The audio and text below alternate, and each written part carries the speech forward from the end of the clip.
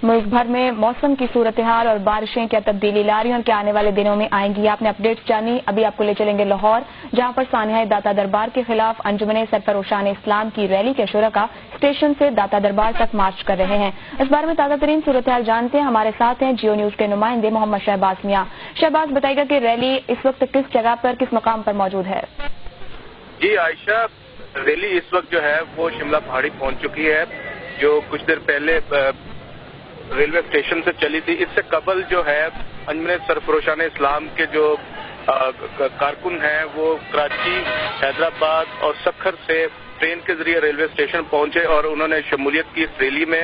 इस रैली को तहफ़्फ़ुज़ नामूस औलिया के लिए कारवाने अमन मोहब्बत का नाम दिया गया है, जिसमें सैकड़ों अफराद शरीक हैं जो दुरूद सलाम का विर्द करते हुए दाता दरबार की जानब मार्च कर रहे हैं।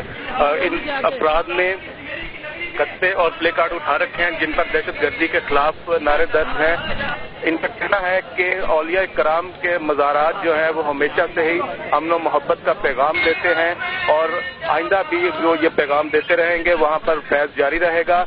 और ये रैली जो है माल रोड से होते हुए लोअर माल से दाता दरबार पहुंचेगी, जिसके बाद हजरत अली दाता अली हजवेरी के मज़ार के हाथे में। बहुत शुक्रिया शहबाज में आपका। और सवाल